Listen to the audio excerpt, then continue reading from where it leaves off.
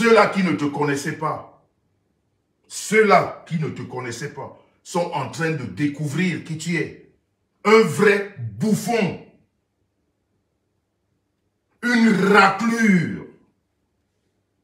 Tu n'as même, c'est-à-dire, tu ne devrais, c'est-à-dire un homme normalement constitué, l'état dans lequel tu es, tu devrais te cacher. Mais comme dans votre monde de mensonges, de manipulation, vous avez perdu l'intégrité, vous avez perdu l'honneur. Vous pouvez dire demain que Paul Biya est mort.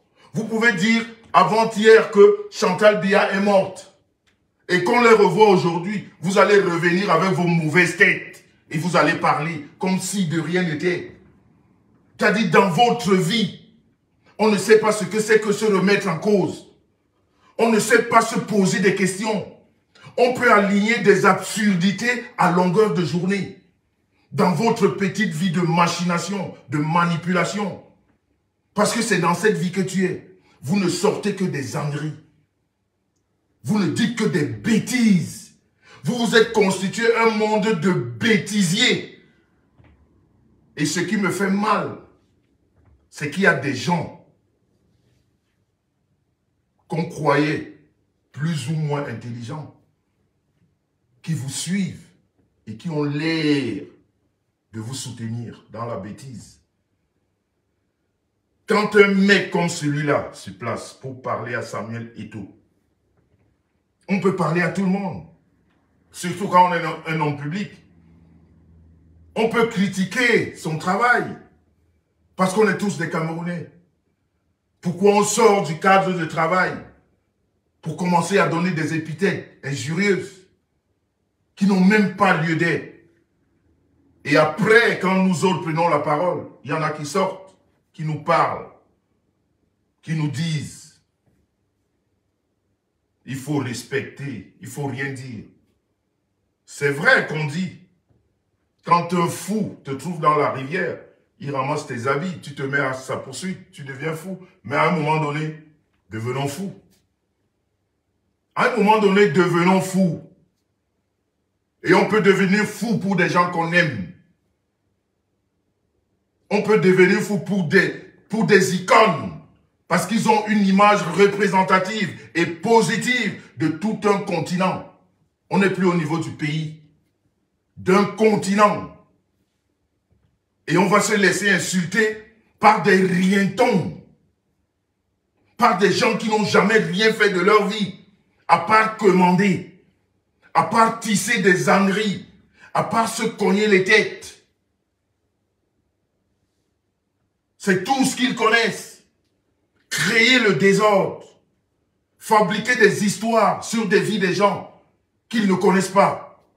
Celui-là est l'incarnation de l'aigreur. C'est-à-dire, à compter de ce jour, quand vous l'appelez, appelez ce monsieur aigreur. Aigri. Aigreur, aigri. Ça lui ressemble.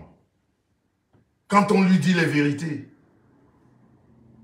il veut faire croire aux autres qu'il dit la vérité. Vous qui le suivez, depuis que vous le suivez, dans ces analyses boiteuses, quelle vérité il vous a déjà révélée?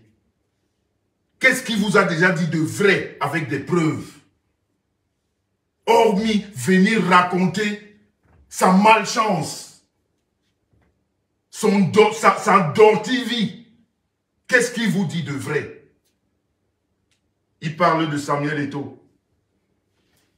J'ai besoin de vous rappeler le parcours de Samuel Eto'o. Est-ce que j'ai besoin de vous le rappeler? Est-ce qu'on peut laisser un individu comme celui-là, raclure de la société, assister indéfiniment social? Quand les jeunes rêvent de partir de l'Afrique en bravant tous ces obstacles qu'ils rencontrent, en luttant contre la mort, tu vois un dégingandé comme celui-là. Tu vois c'est-à-dire, je ne sais même pas quel nom lui donner, qui arrive en Europe. et qui ne sait rien faire, il est comme ça. Les mains sont comme ça. Autant il parle au ralenti, autant les mains sont comme ça. Comme ça. Quelqu'un qui n'a rien, qui n'a jamais rien fait, il prétend donner des leçons à des responsables, à des gens qui ont prouvé et qui continuent à prouver. Lui, le petit don que Dieu lui a donné, dans son petit domaine qu'on appelle la musique, qu'il ne connaît même pas. Je vous ai déjà dit ici qu'il chante faux. Il ne sait même pas chanter. Il ne sait même pas chanter. Le solfège, alors je n'en parle pas. Là même, il n'arrive pas à prouver. Mais il prétend donner des conseils à ceux qui ont prouvé et qui continuent.